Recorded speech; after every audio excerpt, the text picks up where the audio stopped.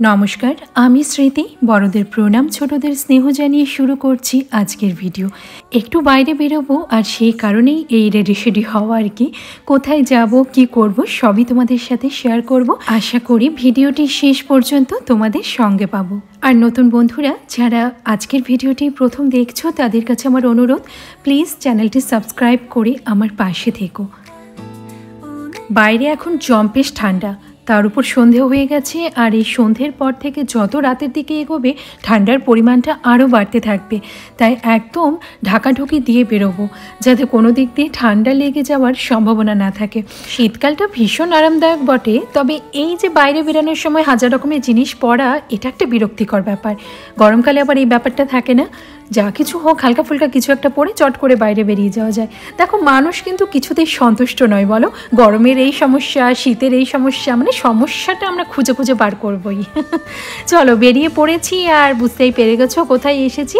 Flower exhibition বা পুষ্প প্রদর্শনী যাই বলো না কেন, ভেতরে ঢুকে পড়েছি। তবে এখনও মেন জায়গাতে ঢোকা হয়নি, কারণ তার আগে টিকিটটা কাটতে হবে। তো চলো টিকিট কেটে নিয়েছি, আর এই যে দাদার কাছে অনুমতি পেয়ে গেছি ভেতরে প্রবেশ করার।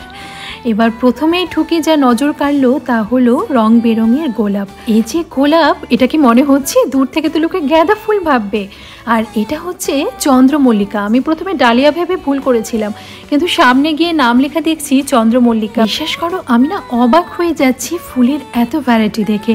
কখন যেন নিজের মনের অজান্তেই প্রশ্ন চলে আসছে, ফুল তুমি এত কেন সুন্দর? কিন্তু ওদিক থেকে প্রশ্নের উত্তর দেওয়ার মতো শক্তি তো তার নেই, আর ভাগ্যের সেই শক্তিটা নেই। সেই কারণেই তার সৌন্দর্য এতটা নিষ্পাপ। এই সাইডে শুধু গোলাপ আর গোলাপ, বিভিন্ন ভ্যারাইটি রয়েছে গোলাপের। মানে গোলাপি থেকে শুরু করে হলুদ, লাল, সাদা, দুধে আলতা, মানে প্রচুর প্রচুর। কি বলবো তোমাদের, আমি বলার ভাষা খুঁজে পাচ্ছি না আর কি। আমার তো খালি মনে হচ্ছে টুকুস করে একটা তুলে নিই, কিন্তু তারপরে মনে হচ্ছে লাঠির বাড়িটা যখন পড়বে সব মাথা থেকে বেরিয়ে যাবে। আর এই গোলাপ ফুলের গাছটা জাস্ট একবার দেখো। এটাকে দেখে মনে হচ্ছে যে এটা টবের মধ্যে একটা গাছ লাগানো রয়েছে।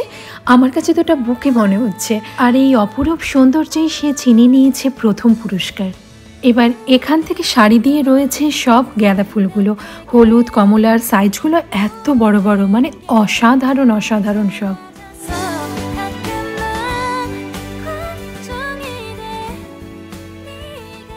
এইটা হচ্ছে জবা, মানে সাদা জবা।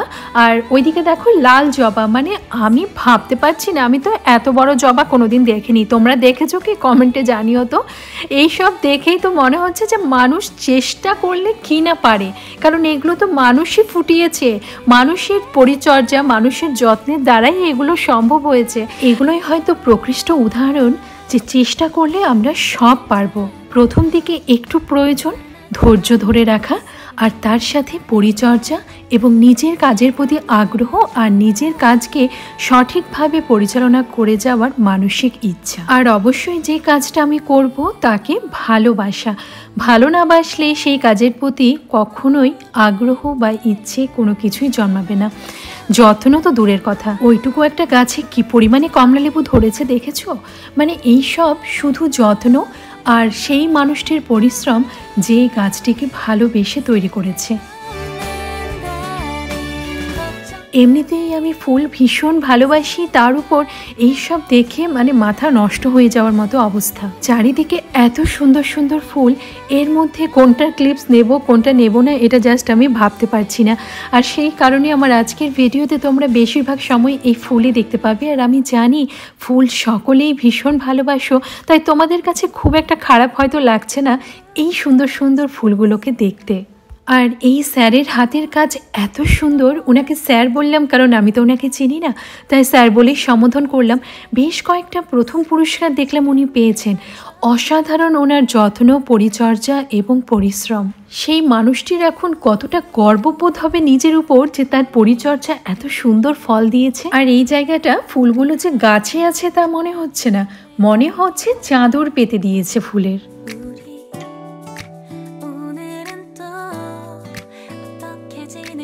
এগুলো সব চন্দ্রমল্লিকা। আর এই যে উপরে লেখা রয়েছে যে কোনটা কোন জাতের চন্দ্রমল্লিকা। আমার তো এত কোনো ধারণাই ছিল না।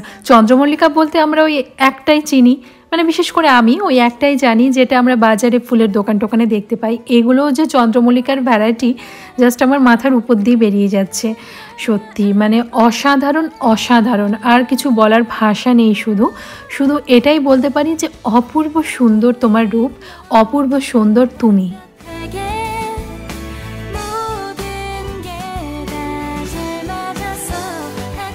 আর এদিকে সব সবজি, একটু একটু সব গাছের মধ্যে লাউ, চাল কুমড়ো, বেগুন, মানে অনেক কিছু।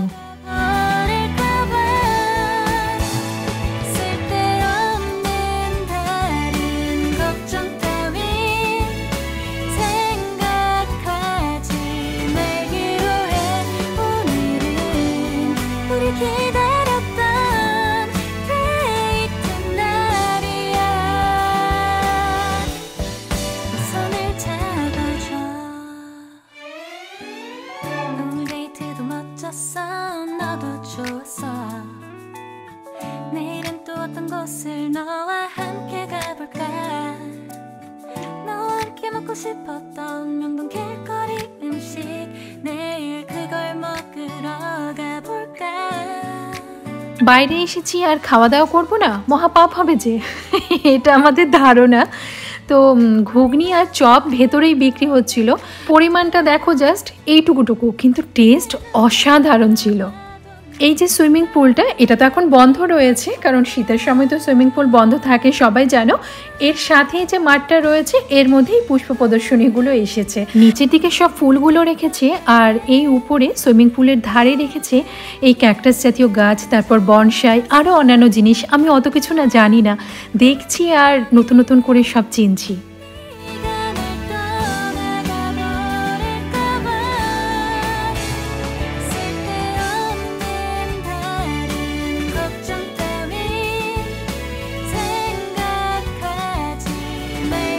আর এটা দেখে আমার বাচ্চাদের কার্টুন চ্যানেলের ভূতের ক্যারেক্টার মনে হচ্ছে।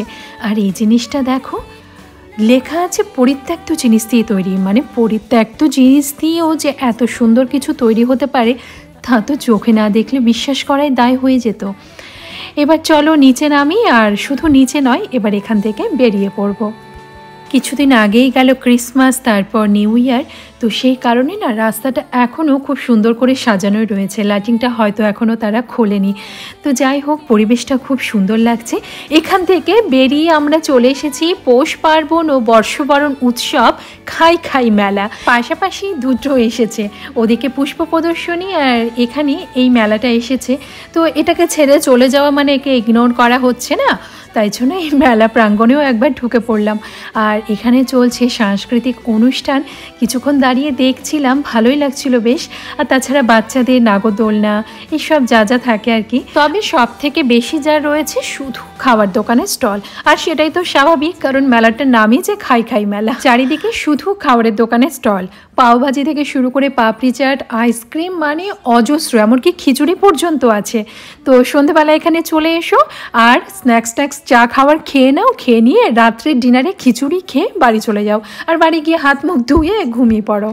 এই দেখো, একটু আগে আমি শীতকালে নিন্দা করছিলাম না, বাইরে বেরোতে গেলে এই পড়তে হয় ওই পড়তে হয়, হাজার রকমের জিনিস পরে বেরোতে হয়, কিন্তু এই যে মজা, ঘুরে বেড়ানোর মজা, এটা কি গরমকালে পাওয়া যায় বলো?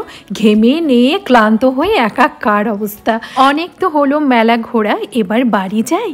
রাত্রি 9:30 বাজতে চললো। আজকের ভিডিওটি ভালো লাগলে ছেড়ে যাওয়ার আগে একটা লাইক করে দিও ওই ফুলগুলোর জন্য।